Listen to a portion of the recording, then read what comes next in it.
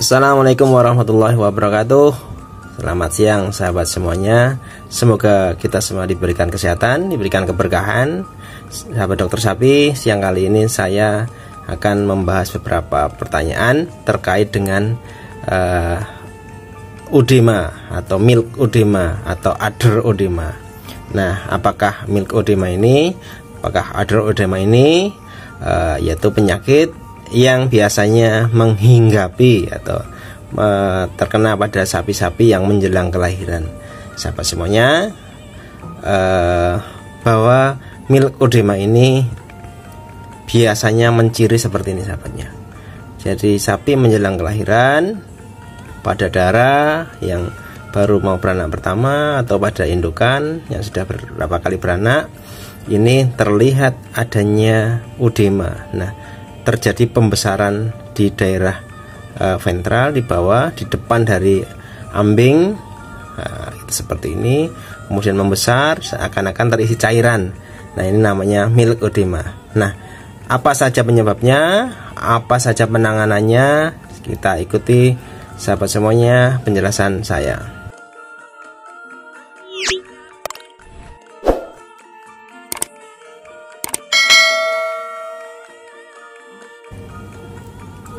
Sahabat semuanya, milk udema atau dalam bahasa Inggrisnya namanya udder udema. Nah, bahwa yang mana kita tahu udema itu merupakan penimbunan cairan yang ada di ruang interstisial. Sedangkan milk udema sendiri itu gangguan pada saat sebelum melahirkan atau sesudah melahirkan, ditandai dengan akumulasi cairan yang berlebihan di ruang jaringan interseluler, ya, pada kelenjar susu ini. Nah, tadi yang saya sebutkan bahwa udema pada ambing ini akan berdampak negatif pada produksi susu sapi perah. Biasanya setelah melahirkan akan berubah menjadi mastitis. Kemudian beberapa, kalau menerus tingkat mastitisnya menjadi parah, bisa berujung ke penurunan produksi ataupun jika sangat parah akan menimbulkan kematian. Nah, apalagi sering kita temukan indukan setelah melahirkan, entah itu dalam sapi perah yang sering kita jumpai ataupun sapi-sapi potong, ini putingnya membengkak cukup besar, sehingga pada sapi potong si pedet tidak bisa menyusu sendiri pada induknya karena putingnya yang ini ukurannya lebih besar, sehingga mulutnya si pedet ini tidak mencukupi untuk mengakses ke puting tersebut. Nah, atau pada sapi perah ini bisa menyebabkan kesulitan dalam hal pemerahan karena ukurannya menjadi pendek, lebih pendek dan membesar. Ada pembengkakan. Nah, sahabat semuanya, itu salah satu resiko dari udder udema ini. Salah satu ada melanjut sebagai mastitis atau melanjut sebagai keradangan pada kulit atau dermatitis pada ambing. Nah, dalam jangka panjang ataupun jangka pendek ini bisa menyebabkan kerugian ekonomi pada peternak.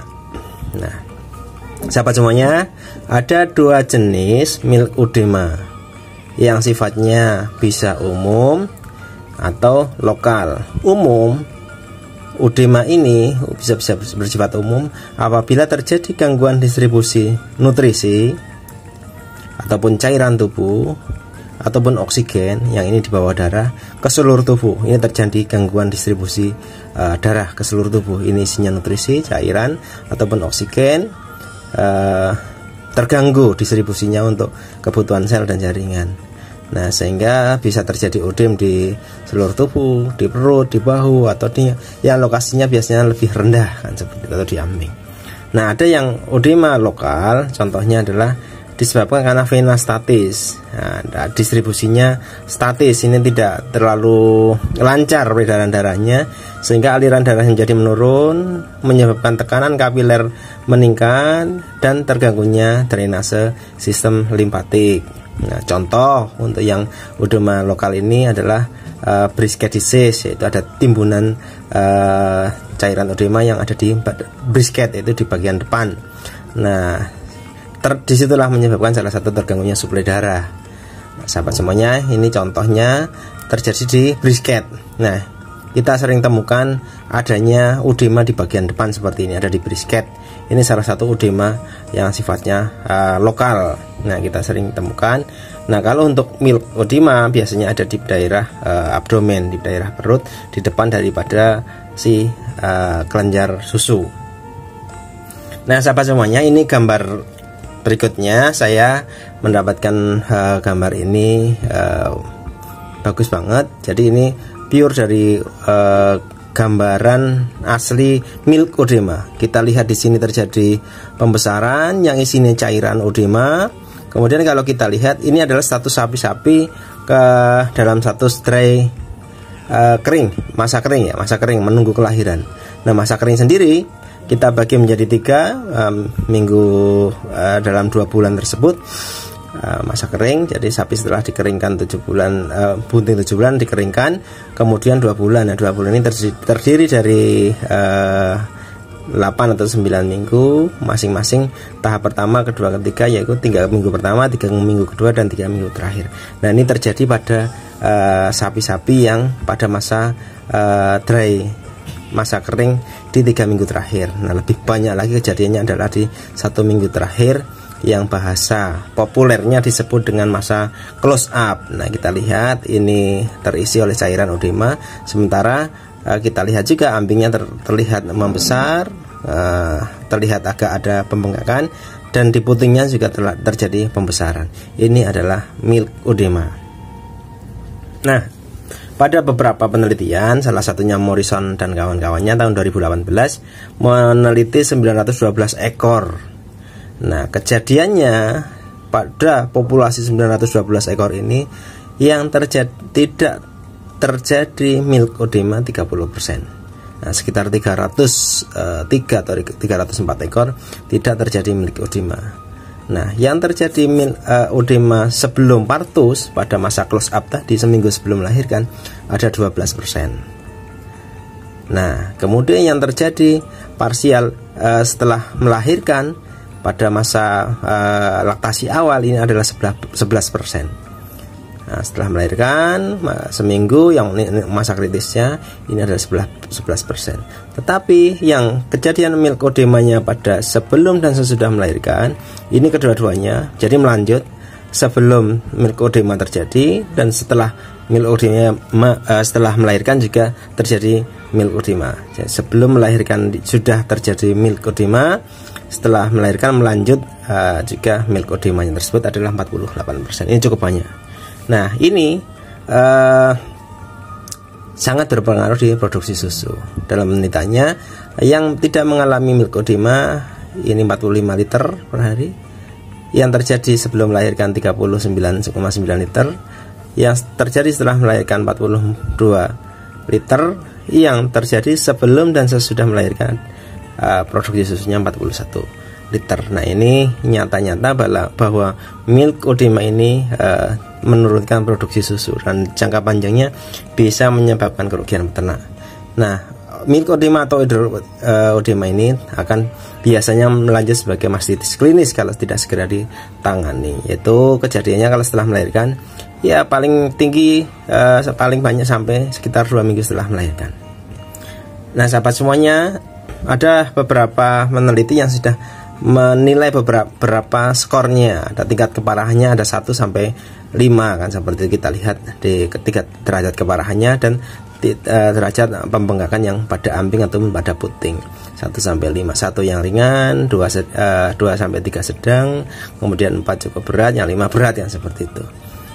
Nah, seperti ini kita bisa lihat, mungkin ini 2 karena sudah mulai terjadi penurunan di sini isi edema dan terlihat sedikit penebalan. Nah, sahabat semuanya, kalau kita lihat ini skornya bisa jadi 6. Kita lihat ini sapi-sapi yang 1 minggu sebelum melahirkan, kita lihat milk edemanya terlihat jelas seperti ini. Ini terjadi pembesaran, isinya cairan. Nah, kemudian ternyata juga merembet ke ambingnya. Nah, efeknya apa? Biasanya milk edema ini bisa menyebabkan mastitis seperti itu. Sehingga ya walaupun penyakit ini tidak terlalu berbahaya, bisa ditangani, tapi cukup menimbulkan kerugian ekonomi. Nah, sebenarnya ada dua vena yang sangat berperan banget untuk distribusi darah ke situ, yaitu vena epigastrika anterior dan vena epigastrika yang posterior. Ya, ini suplai darahnya yang dari kambing bagian depan, yang anterior, yang posterior ya ke kambing bagian belakang. Nah, faktor apa yang mempengaruhi sahabat? Apa yang menyebabkan milk edema ini? Nah, yang pertama biasanya asupan kalium yang pada periode kering terlalu tinggi. Nah, sebagaimana kita tahu, kalium ini menyebabkan retensi cairan sehingga menimbulkan milk edema. Kadar kalium pada hijauan seringkali lebih dari 2%. Nah, ini yang menyebabkan kita harus hati-hati. Rumput-rumput yang dengan kalium cukup tinggi ini dihindarkan pada saat pada kondisi-kondisi pada saat periode kering kandang. Nah, jadi kenapa beberapa sapi lebih banyak diberikan jerami pada saat kering kandang? Ini karena memang untuk menghindari terjadinya milk edema. Karena beberapa jerami ini kandungan kaliumnya rendah, jadi tidak berpotensi. Nah, asupan kalium pada si sapi tidak boleh melebihi 250 gram per hari. Nah, nanti kita bisa koreksi lagi. Jadi kalium yang terlalu tinggi bisa berpotensi menyebabkan milk edema. Kemudian natrium. Nah, kalium ini sahabat, kita bisa kalium dan natrium ini salah satu yang bisa juga menyebabkan milk edema. Pemberian garam atau natrium klorida, sodium klorida itu yang terlalu tinggi juga bisa menyebabkan retensi cairan sehingga menimbulkan milk edema. Nah, hati-hati pemberian garam pada konsentrat pada saat kering kandang sebaiknya tidak diberikan berlebihan. Nah, ini nilai range-nya yang diperbolehkan hanya 30 gram sampai 100 gram per hari, tidak boleh berlebihan. Atau jauh lebih baik diberikan dalam mineral block karena akan mengurangi risiko konsumsi yang berlebihan. Nah, kemudian pencegahannya apa? Pada pakan yang biasanya konsentrat kita berikan sodium bikarbonat, maka kita hilangkan pada saat pemberian pakan kering sodium bikarbonat atau kalium sodium bikarbonat pada buffer ini yang ditujukan untuk menstabilkan pH rumen sahabat semuanya. Dan juga mungkin pada saat kering kandang ini pemberian tetes tebu dikurangkan persentase dalam formulasinya karena sumber sodiumnya cukup tinggi, yang itu juga bisa berisiko menyebabkan milk edema. Kemudian periksa kadar air yang diminum, kadar kandungan natriumnya, kadar magnesiumnya yang diberikan juga pada saat periode kering ini tidak boleh melebihi dari 0,4%, ini yang standar. Kemudian asupan biji-bijian atau konsentrat yang berlebihan juga tidak boleh berlebihan karena itu bisa menyebabkan milk edema. Kemudian sebaiknya pada saat dia menjelang kelahiran atau masa-masa 3 minggu terakhir, masa kering 3 minggu terakhir, pemberian selenium dan vitamin E sangat dianjurkan. Selenium dan vitamin E sebagai antioksidan ini berperan lebih jauh, selain mencegah terjadinya milk edema juga berperan mencegah terjadinya retensi plasenta dan segala macamnya. Ini selenium dan vitamin E ini penting banget. Kebutuhannya 40 mg per kilo atau 1200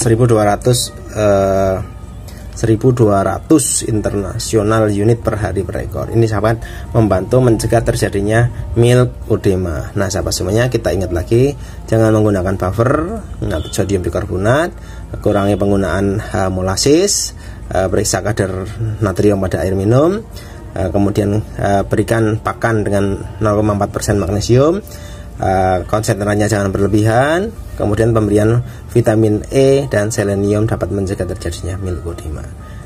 Nah, sahabat semuanya, ini pakan-pakan yang harus kita siapkan, kita perhatikan supaya kita bisa mencegah terjadi milk edema. Penanganannya kita harus memberikan yang terbaik. Jadi perhatikan makanannya, kemudian memilih sapi-sapi yang pernah beriwayat milkodema itu harus hati-hati. Pemberikan antioksidan, vitamin C, vitamin E, karotenoid, flavonoid ini cukup efektif juga untuk mengurangi faktor stres. Kemudian masase ambing. Nah, masase ambing pada saat pemerahan juga bisa mengurangi risiko terhadap atau bisa menyebabkan risiko milkodema atau penanganan diuretika. Jadi cairan-cairan yang menimbun di intraseluler ini dapat dikeluarkan dengan diuretika.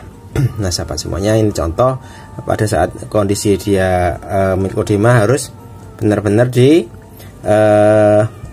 bisa dilakukan masase, dilakukan perabaan dengan halus ini supaya terdistribusi cairannya.